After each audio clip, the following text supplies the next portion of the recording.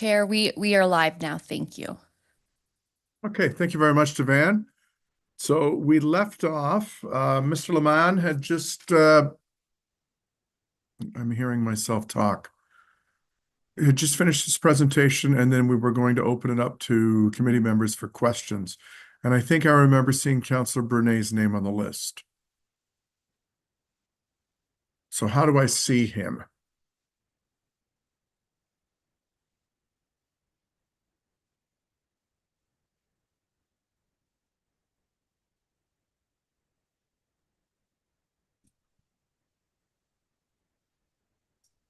Am I supposed to be doing something?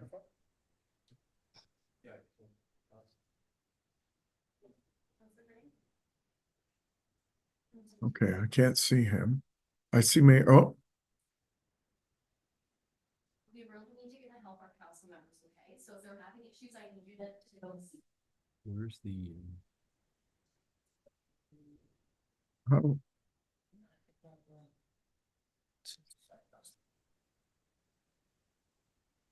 Yeah. okay, there we go. Okay. You can hear yourself present that. Yeah, it's freaking me out. Okay, Councillor Bernay, go ahead, please. Through you, Chair Pachariva, to the presenter from Upper Canada. I'm just trying to understand the parking spots. So, Mr. Bruder indicated that we met the required spaces, but I'm just trying to understand, you know, we've added 2,100 square feet from what was there. You know, so if there's an event, you know, we're adding X amount of more people to come to an event. So how are we determining? I'm trying to understand the quantitative substance on how parking's not required when we're adding 2,100 square foot to a building. Yeah, through the chair to the question. So there was an existing surplus of parking. So the original market building has its own ratio for parking. And then because that other addition is being used for eating at events, it has a more onerous parking requirement. And when we added those requirements up based on the different uses and the different components of the building, compared to the amount of parking that's there now, we determined that there was an excess of parking from what's required for both of those components, the new building and the existing building. Okay. You know, hey, I love the Grand Oak and we go there often. But quite often when I take my 92-year-old mother there at 12 o'clock during the week, there's not a lot of parking. So I'm trying to understand how we are meeting the proper requirements when you can drive around the building and you can't get a parking spot. So I guess I'm missing something here.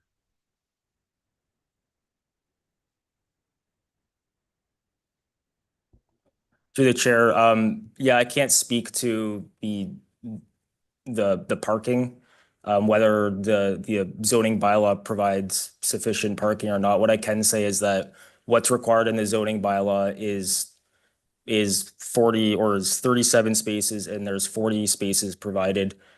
So through the amendment, we're not asking to reduce the amount of parking that's required for the uses. Okay, let me attack this in a different angle.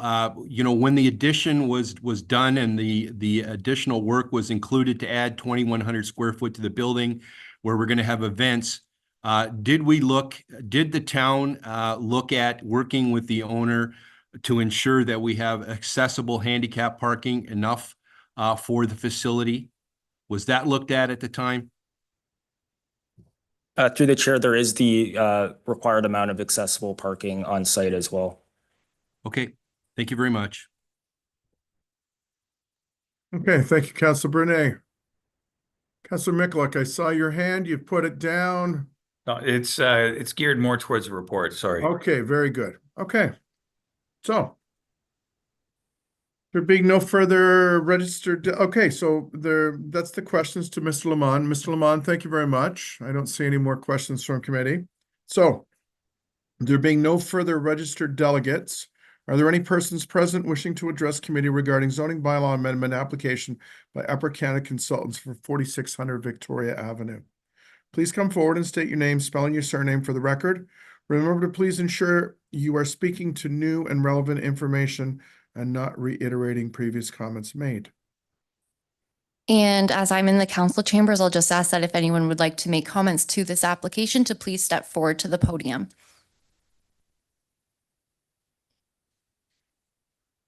Chair, no one step forward. You are good to Okay. proceed. Thank you. Okay, thank you, Devan. Okay, so if I had a gavel, I'm going to use my hand. Thank you. The statutory public meeting is now adjourned. So in addition to the delegation, there is written correspondence for consideration with respect to this item received from David and Rachel Sharda, dated June 12, 2024, received past the deadline for inclusion on the agenda as per the Town of Lincoln's procedural bylaw. However, it has been circulated to members of council. There being no further delegations or information for this item, I have a motion moved by Councillor Reimer. The committee receive and file for information the zoning delegation and written correspondence regarding the zoning bylaw amendment application by Upper Canada Consultants for 4600 Victoria Avenue. Ethan Lamont, Upper Canada Consultants, and David and Rachel Sharda. I will now ask our deputy clerk to open the vote. Thank you, Chair. That vote is now open for voting. Councillor Regima, may I have your vote? In favor. Thank you.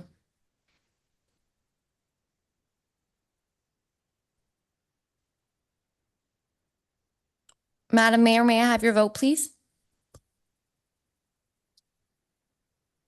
Support, Madam Clerk. Thank you. And Councillor, oh, you got it. Thank you. And that motion carries. Thank you, everyone. Okay. Thank you, Devan.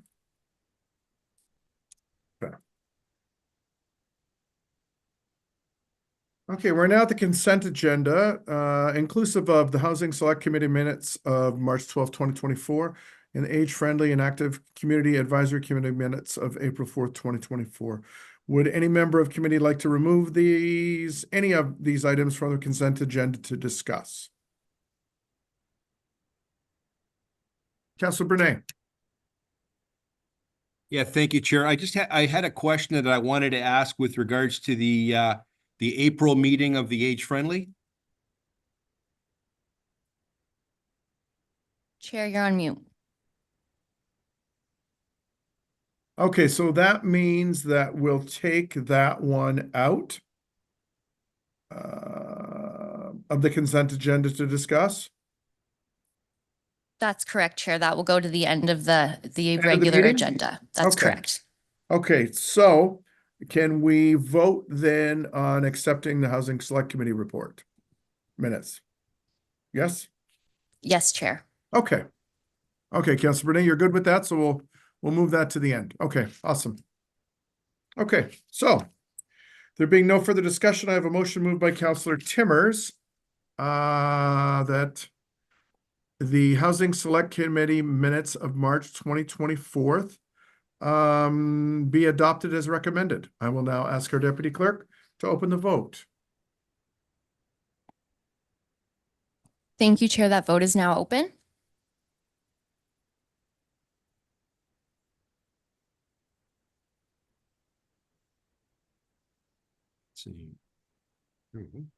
There it is. Councillor Regima, may I have your vote, please?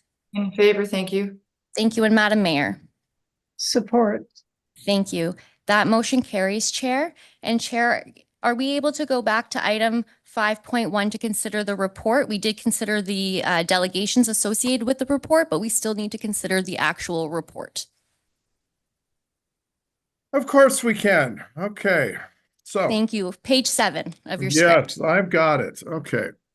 So we will, yes. So we will move directly into report PD 26-24 regarding zoning bylaw amendment application by Upper Canada Consultants for 4600 Victoria Avenue.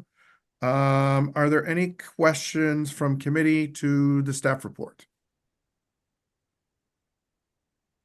Okay, Councillor Michalak, go ahead, please. Thank you very much, Chair Patrieva. Through you to Planning Department. I'm just curious, there's a designated tree on that property, and similar to any property that has a designated barn designation of any sort, does that sort of consideration go into any of this, these sorts of planning processes? I didn't see anything in your report noting anything with respect to the designated tree. Yeah, I could take that, Mr. Chair. Can everybody hear me okay? Yes, thank you. Okay.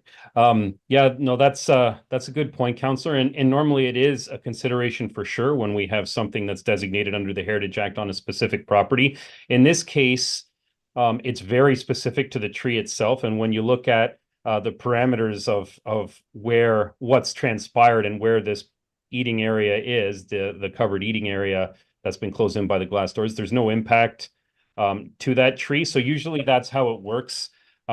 Usually the consideration is very specific to that element of the property that's designated, but in this case, there's no impacts to that tree. So there wouldn't be any implications under the Ontario Heritage Act. Thank you very much. I didn't think that there would be. I just was looking at like process and all the boxes that have to be checked off, whether they're significant or not. Thank you. Thank you, Councillor McLeod. Mayor Easton. Oh, Mr. Chairman, can you hear me? Yes, we can.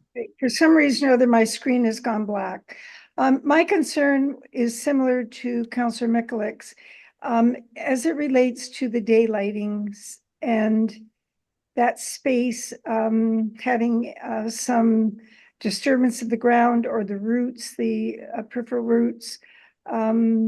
And so even though it has nothing to do with the building that's been constructed, it certainly does, it may have a relationship to the daylighting provisions. Could we have a reading on that? Yeah, through you, Mr. Chair, I can touch base on that. With respect to the daylighting, usually the purposes of the daylighting triangles are really for sight lines more than anything else. It's not for installing anything below grade or any type of excavation or damage to the root structure. The only item is if there's any type of tree growth that needs to be trimmed back or anything like that. In that case, again, there would need to be some flexibility if there was an impact. I don't know that there would be, but that's all it would relate to. It wouldn't, daylighting triangle is more just to establish the sight lines more than anything else. So there shouldn't be any implications, but in the just speaking generally, if there was any impacts, it would need to be dealt with probably through a professional arborist to make sure that if there was any trimming to any tree in this circumstance, that it wouldn't have any detrimental effect to it. But I will also defer to Ms. Martin if she has anything additional to add. Thank you, Okay. through you. I think it's just a cautionary note, Mr. Chairman, and whatever can be good, and whatever can be any assurances that Mr. Bruder can bring to the situation would be great. Thank you. Thanks, Mr. Chairman. Thanks, Your Worship. Councillor Timmers. Thank you. Great, thank you, Mr. Chair. Sorry, I do not have my raise hand feature. It's not on, I can't find it. It's not on my screen. I've got 3 screens and it's not showing. So thank you for recognizing me. I'll just have to put my hand up. So great questions. I had a question as well around the daylighting, and I appreciate those questions. Council did approve designation. That has not occurred at this point, but it's coming in the near future. So that was a concern of mine as well. I don't have any other questions, Mr. Chair. To me, this is just seems as a housekeeping item, and I'm totally in support of this, and I don't have any concerns. So thank you. Okay, thank you, Councillor Timmers. So there being no further questions, I have a motion moved by Councillor Reimer that committee receive and file for information report PD 26-24 regarding zoning bylaw amendment application by Upper Canada Consultants for 4600 Victoria Avenue, and direct staff to prepare a recommendation report once all comments have been received and any identified issues have been addressed. I will now ask our deputy clerk to open the vote. Thank you, Chair. That vote is now open for voting. Councillor Rajima? In favor, thank you, Devan. Thank you. And Madam Mayor? support. Thank you. And that motion is going to be closed and that carries. Thank you. Okay, thank you, Van. Okay, so we are now at our planning and economic development portion of tonight's agenda. We have no registered delegations this evening. Reports. So we will now consider item 7.2.1, report PD 24-24 regarding implementation of the AMPS penalty system for unauthorized tree removals. Do members of committee have any questions?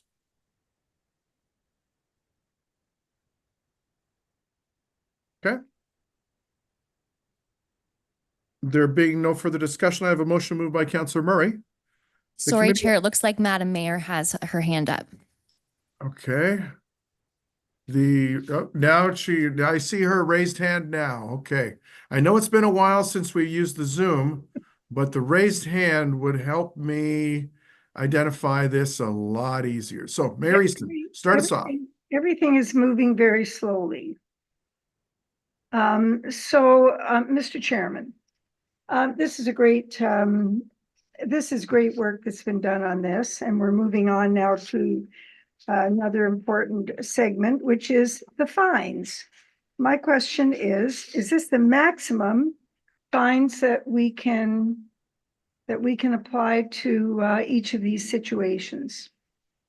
Some of them don't seem to be very much for all the inconvenience and the fact that these trees now have to regrow and to become really valuable asset to us. So what is the story on the fines?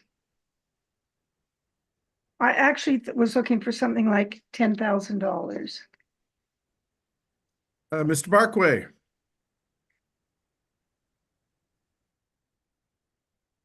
Through you, Chair. Thank you for the question. I can say that the fines that are proposed are actually in line or higher in a lot of cases than some of the other municipalities in respect to trees.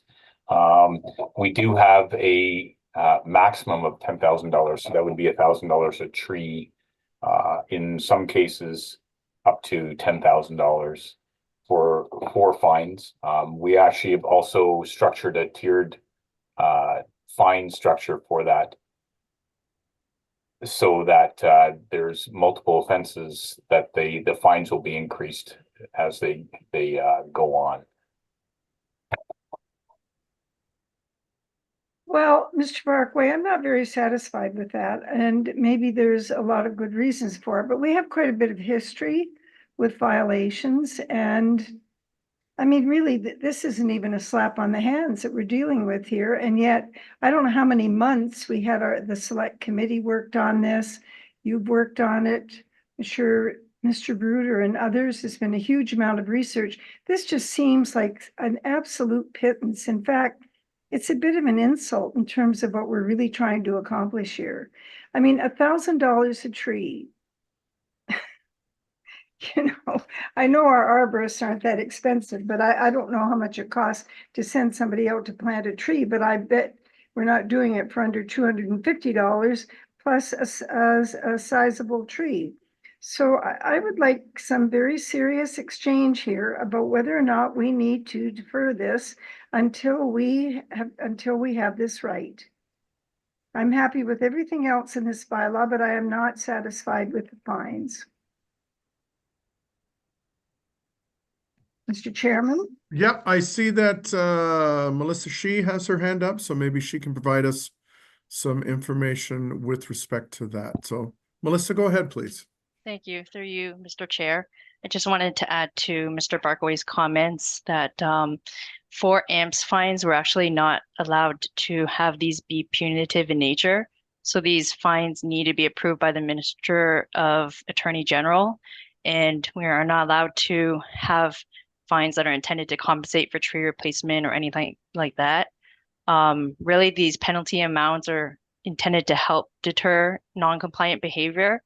And so what we've done to ensure that these recommended penalties can be approved by the Attorney General, we've looked at other municipalities across the region and in Ontario, and what we've recommended is at the highest level of the range of fines that we've found. For example, in Oakville, the penalty amount is $400 per tree. And in Fort Erie, the maximum penalty is $1,500. What we're recommending is to start at a $1,500 per tree for corporations and increasing that to $2,000 per tree for repeat occurrences. So we feel that what we're recommending is at the upper end of what could be approved by the Attorney General. Thank you, Mr. Chair. The Attorney General is probably completely out of touch with the environmental elements of building the canopy, but I guess I have to have regard for his authority. Anyway, I'm certainly not going to hold me back from voting for this, because this is certainly what our community needs. Let's just hope that they catch up with us, catch up to us in the near future. Thank you very much, Mr. Chairman. Thank you. Okay, thanks, Your Worship. And I see Mr. Bruder has his hand up, and I think, and Matt and Mike, you can both correct me, but the whole premise of the AMP system is to get a quick resolution and get payment. And I mean, if someone, you know, clear cuts 100 trees, we can still take them to court. But this is an expeditious thing that we use, much like our parking tickets, correct? Am I right on that, guys? Matt, you go ahead, and then we'll let Mike jump in. So. Yeah, through you, Mr. Chair, that's exactly right. You know, by going this route, this allows us to be much more nimble in addressing situations, immediate fines, you know, multiple offense fines. I also wanted to highlight, I think, Your Worship, you made some good comments too about reestablishment of the tree canopy. I can assure you our working group, when we look at the work plan for this, it doesn't stop just at the fine structure. We've been looking at things also in terms of beefing up our replanting requirements and what we ask for in those circumstances following removals, whether they be, you know, in accordance with our bylaw, the removals that is, or not. So we're looking at that too, because your comments are well taken with respect to urban tree canopy establishment and enhancement, and ensuring that we're looking at some of these losses and reacting accordingly. So everything in that regard needs to be considered kind of in concert with each other, and we're going to be coming forward likely in the future. I don't know exactly what the scope is quite yet. We're still discussing it, but in terms of refinements to our bylaw structure itself, this is just the initial point. Again, as Ms. Shih stated, we can't be too punitive with these types of fines, and they are subject to Ministry of Attorney General approval. So we have to kind of fall within that acceptable range, which we feel like we're at the upper end of. But it's one of many measures that we've got in the works, working towards a better and more protective tree canopy preservation strategy. Thanks. Okay. Thank you. Chair, you're on mute. Thank you very much, Mr. Bruder. Okay. Councilor Murray. Thank you very much, Chair. This bylaw, the tree bylaw, or actually it's not a tree bylaw, the bigger bylaw, I recognize that what we're saying is the bylaw itself is not changing very much, with the exception of this is how we can collect fines against it. I just wanted to know is, and mostly because somebody brought up parking in terms of the fine methodology is similar to parking. Is this a preemptive bylaw in terms of there's people driving around and if they see a tree that's been cut down, they go in and check? Or is this complaint based like a lot of our other bylaws would be?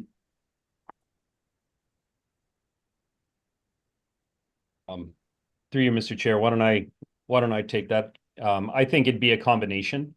It's kind of hard to patrol it. Like, I think what it would be is, you know, if there's some blatant removals, there would be inquiries for sure internally. We need to liaise sometimes with multiple staff. That would go on, but definitely complaint based as well, and probably largely that. With a lot of our bylaws, it's good opportunity to gain feedback from the residents that are there. They're there all the time, and they're seeing, you know, certain changes that might happen in their neighborhood. So a lot of it would be based off of that. But obviously speaking, if there was significant clearing operations that were happening and they were clearly visible, there would be some proactive consultation internally to make sure that if it has been removed, it's been done above board and everything's been reviewed by the town. So a little bit of both is the short answer.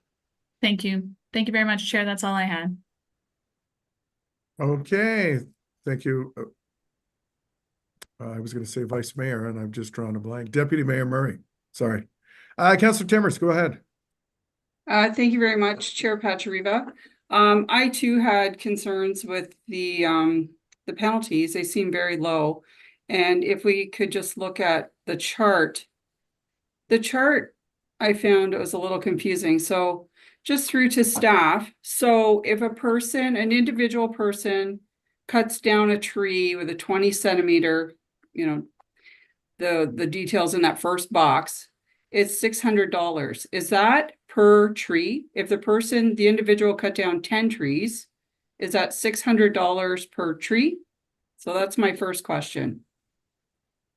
Through you, Mr. Chair, that's correct. That's on a per tree basis. That's not Okay. tree removed, not in compliance with our bylaw. Okay, perfect. And in that chart as well, so an individual fails to comply with the conditions of the permit, that's $200.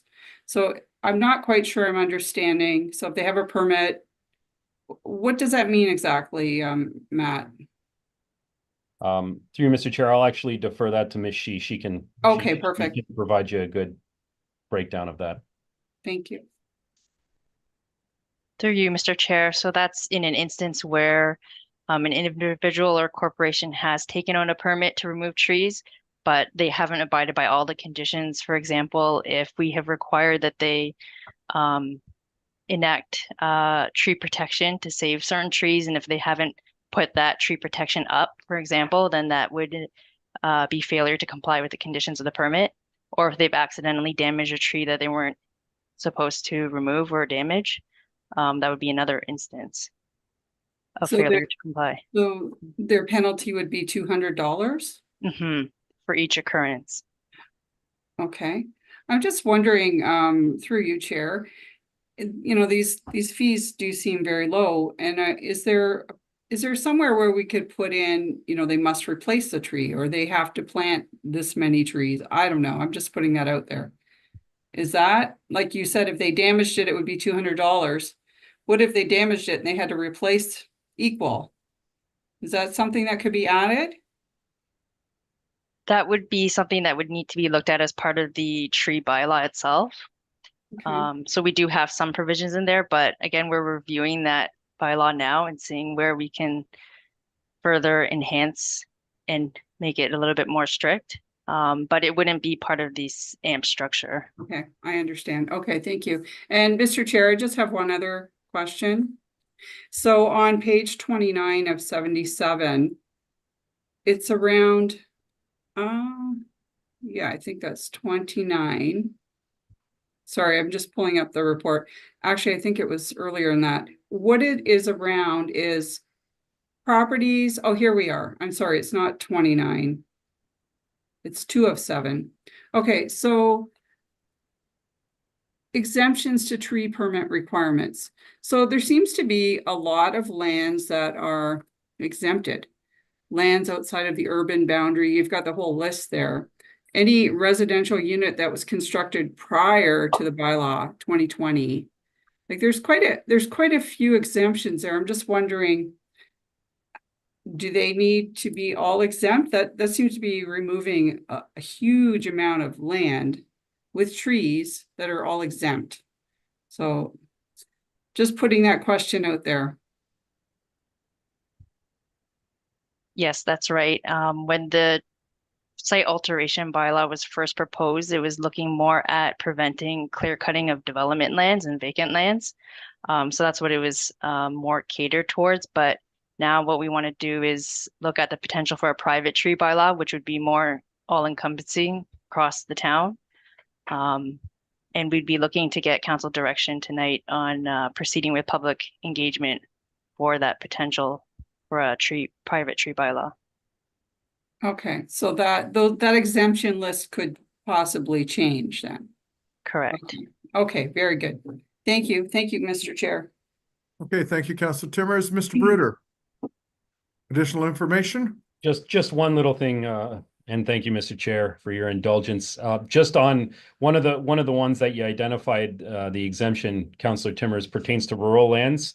Well, see, when the bylaw was previously being developed, there was a little bit of a conflict too, because in some cases, some tree removals are facilitated a little bit more by normal farm practices and things like that for agricultural operators. So I think there was some sensitivities around there, but as Ms. Shi stated, we're going to be looking at all that fulsomely.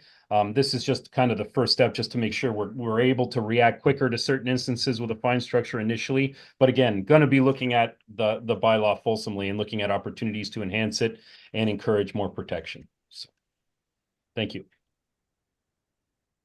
Thank you, Mr. Bruder. Councillor Michalak.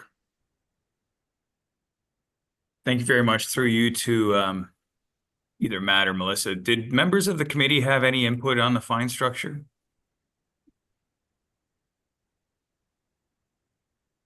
Through you, Mr. Chair. Well, we did review it as part of the group. I think generally speaking, anybody wants to see the fines as high as they could be. But again, like I said, we are dealing with certain limitations in that regard. But we definitely had these conversations prior to being before you tonight. Yep. Fair enough. Thank you. And one more question quickly. When we talk about corporations, are we talking about properties owned by corporations or titled by corporations, or like is the land titled by corporations, or is it a corporation? How does that play into this? Through you, Mr. Chair. Yeah, the intent is lands, that are owned by a corporate entity, and tree removals that are being undertaken or proposed by a corporate or done by a corporate entity. So lands that are titled in corporate. Okay, thank you.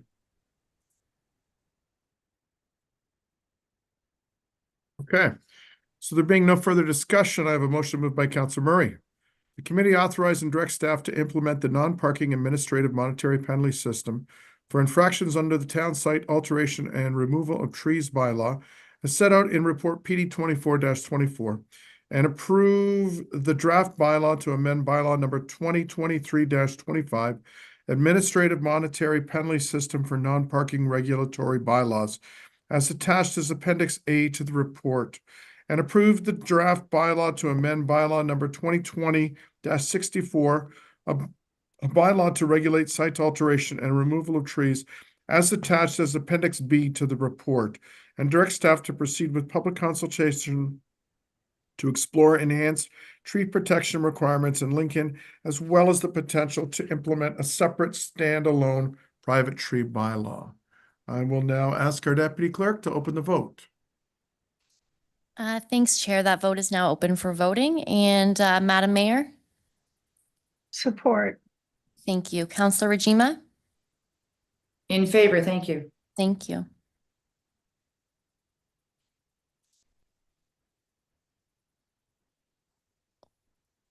Councillor Russell?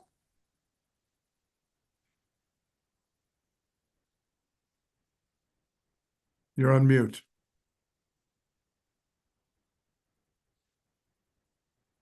Thank you. And that motion closes and carries. Thank you, Chair. Okay, thanks, Devan. Okay, so we'll now consider report item 7.2.2 regarding the proposed amendments to the Ontario Heritage Acts, PD 27-24. Director of Planning and Development will provide commentary. Mr. Bruder, please go ahead. Thank you, Mr. Chair. Just very, very briefly, just wanted to highlight a couple things. First of all, the big thing as it pertains to the town of Lincoln is obviously the extension of the timelines. If you'll recall, as a result of Bill 23, initially, we were required to either determine whether or not a property should be designated under the Heritage Act or otherwise remove them from the registry by Jan 1, 2025. That's now been extended to Jan 1, 2027. You'll notice in the report that it says this Bill 200, these changes are proposed. That's because this piece of legislature moved so fast that even before the comment period was over for it, it had already received proclamation. So these changes are now in effect. You'll also notice there's some changes around what's referred to as voluntary delisting of properties. Some municipalities, to deal with the time crunch, just removed all the properties from the register in the hope that they could then add them in later. This clarifies the rules around that. It doesn't apply to us because we didn't go through that endeavor. As a matter of fact, not too many municipalities did. Very select few. There was a lot of legal opinion that went against that just because the rules were unknown. So there's some clarification in that regard as well. Basically, the only thing that pertains to us in that regard now is, since this announcement's occurred, this policy change has occurred, if we wanted to voluntarily delist any property for any reason, we couldn't put it back on the registry for 5 years moving forward. So that's really all that council needs to focus on, but otherwise generally good news with the extension of the deadline by 2 years. So those are my comments. Thank you, Mr. Chair. Okay, thank you very much, Director Bruder. Councillor Timmers. Thank you very much, Chair Pachariba. So that is really good news. I'm really happy to hear this. You know, we do have 247 properties listed on our registry currently. I'm just wondering through to Mr. Bruder, if there was any possibility of some kind of funding.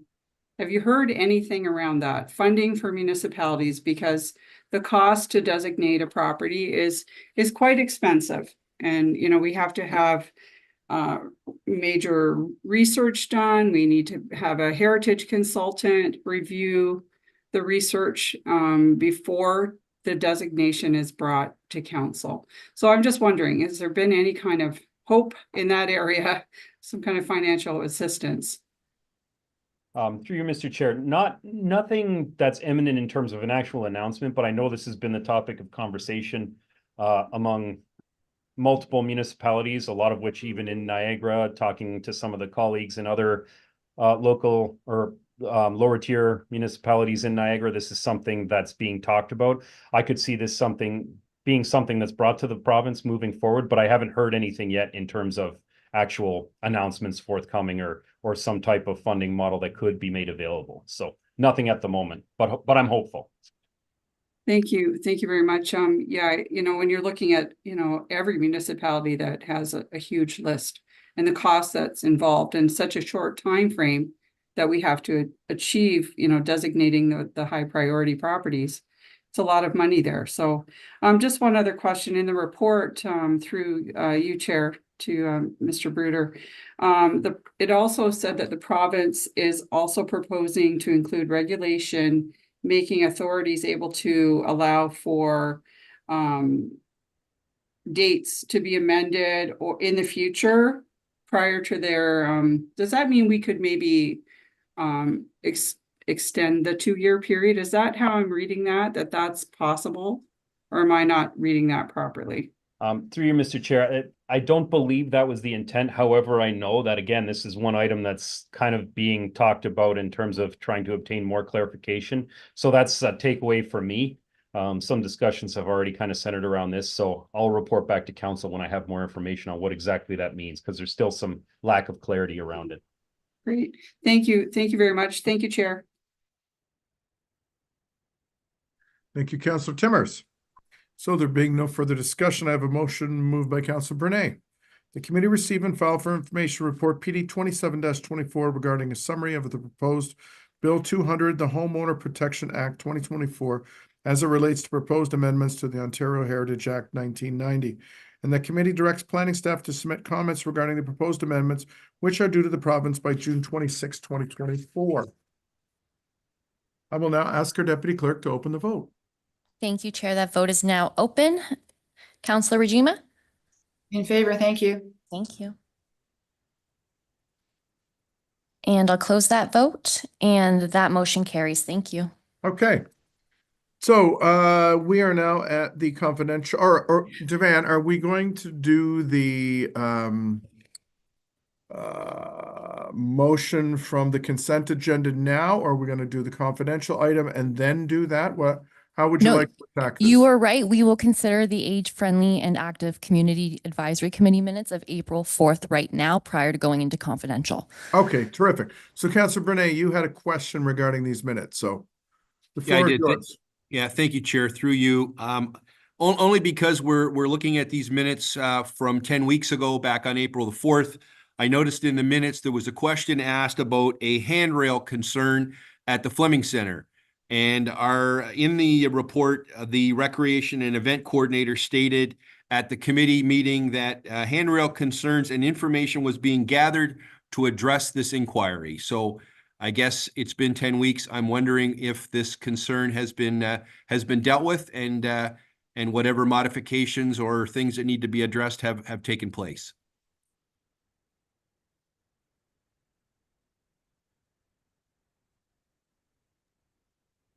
Okay, so Mr. Kirkopoulos, who's going to field that question? I don't see anyone from community service on here, so.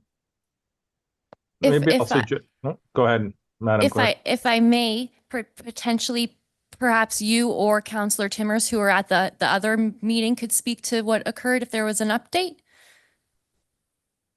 Or CAO, please proceed. So why don't I chime in? I do know that Shannon was unavailable to attend this evening, Chair. We are exploring options, Councillor Brunei, but let me get back to you. Let me connect with Shannon. I don't know if Director Graham has anything further to add. I know the stairs are too narrow for a full top to bottom handrail, but I know Shannon did mention to me that we are exploring some other options. So if I could connect, then I can send all of council an update tomorrow, Councillor Brunei. That's great. Thank you, Mr. CEO. Thank you, Chair. Okay. Thank you, Councillor Brunei. Okay, so I see no further discussion on this, so we'll now consider the consent agenda inclusive of the age-friendly and active community advisory committee minutes of April 4th, 2024, be adopted as recommended. So I will now ask our deputy clerk to open the vote. Thank you, Chair. And the motion, I did change slightly to just approve the minutes as presented. So Okay. I'll open that vote for you. Councillor Rajima? In favor, thank you. Thank you.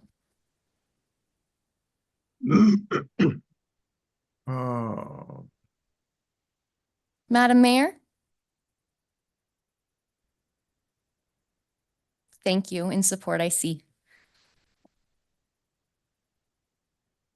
Councillor Timmers? Oh, I got you. And Councillor Pachariva? I'm just voting now, Devan, because I was Perfect. out and back in. So there we That's go. great. Thank you. I'll close that and that motion carries. Thank you. Okay, so let me go to my Zoom screen. Okay,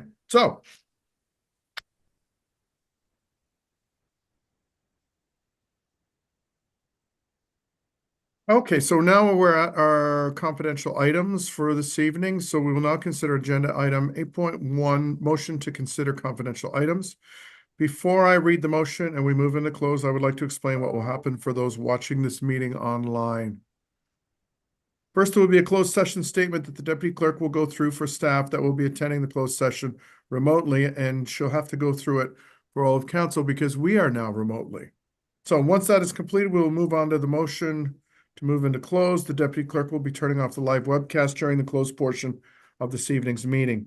Once we've completed the closed portion of the meeting, we will resume with the live webcast and carry on with the public portion of the meeting, and we'll read the motions in public session. Councillor Rajima has expressed an interest with respect to this item, so we'll be calling her back when we go live again to conclude the night's meeting. So I'll now ask our deputy clerk to conduct a closed session statement for those attending the closed session remotely. So Devan, the floor is yours. Thank you very much, Chair. Thank you. All members are reminded that discussions in closed session are to remain confidential as per the procedurals bylaw and code of conduct for the Council of the Town of Lincoln. Before we begin, I need each member that is attending electronic to confirm the following: that you understand that the matters are to remain confidential, and you can confirm no one else is present with you, no one can hear this closed session, confirm that you are not using any electronic devices other than your tablet, computer, telephone for video conferencing, and confirm that you are not recording this portion of the meeting. And with that, I will start with Councillor Murray. I confirm. Thank you. And I'm just going to go in order on my screen, so I apologize. Councillor Reimer. I confirmed all those statements. Thank you. And Councillor Rajima, I'm going to remove you from this portion since you have a declaration. Councillor Miklik. I understand and confirm to all the statements. Thank you. Chair Pachariva. I understand and confirm to all the statements. Thank you. Councillor Brunei. I understand and confirm to all the statements. Thank you. Madam Mayor. Oh, you're on mute.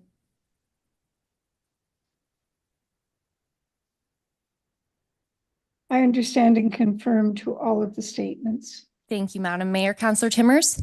I understand and confirm to all of the statements. Thank you, Councillor Russell. I understand and confirm all of the statements. Perfect. Thank you. CAO Mike Kirkopoulos? I understand and confirm to all of the statements. Thank you. Director of Planning, Matt Bruder? I understand and confirm to all of the statements. Thank you. Director of Economic Development and Communications, Paul Diani? I understand and confirm to all the statements. Thank you. Director of Public Works, Dave Graham? I understand and confirm to all the statements. That is great. Thank you. Thank you, Chair.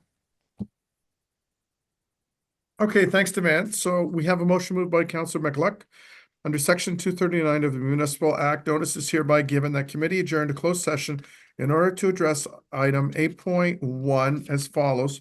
Pursuant to the Municipal Act, section 239, section 2, subsection E, litigation or potential litigation, including matters before administrative tribunals affecting the municipality, and section 239, section 2, subsection F, advice that is subject to solicitor-client privilege, including communications necessary for that purpose pertaining to 3221 North Service Road.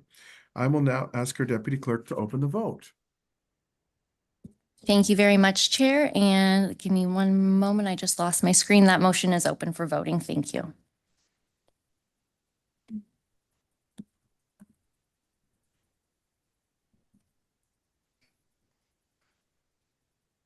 Madam Mayor? Support. Thank you. And I'm going to close that motion and that carries. Thank you. If you want to give me one moment to get the closed session situated, I'd appreciate it. Okay, you got it.